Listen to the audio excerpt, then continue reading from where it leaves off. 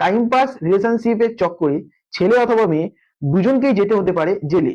কারণ এখন ছেলে অথবা মেয়ে দুজনেই কি করে না গার্লফ্রেন্ড অথবা বয়ফ্রেন্ড বানায়।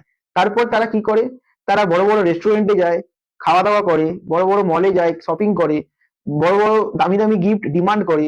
আর তখন তো ছেলে অথবা মেয়ে সে প্রেমে পাগল থাকে, সে দেয়। তারপরে কিছুদিন যাওয়ার পর সেই ছেলে বা অথবা মেয়েটার কি হয় না মনটা চেঞ্জ হয়ে যায়, অথবা তারা কোনো বেটার অপশন পেয়ে যায়। তো সেই ক্ষেত্রে সেই ছেলে অথবা মেয়ে যাকে ছেড়ে গেছে, মানে যে ভিকটিম, সে কি করতে পারে না মেন্টাল হ্যারাসমেন্ট অথবা চিটিং এর আন্ডারে সেকশন 318 মানে সেকশন 318 বিএনএস এর আন্ডারে সে কি করতে পারে, এফআইআর করাতে পারে সেই রেসপেক্টিভ পার্সনের এগেনস্টে। তো এই ক্ষেত্রে আমি এই ভিডিওটা বলবো তাদের সাথে শেয়ার করুন যারা এরকম ইন্টেনশন নিয়ে ঘুরে বেড়াচ্ছে, যাতে তারাও অ্যালার্ট থাকুক লিগালি ভাবে।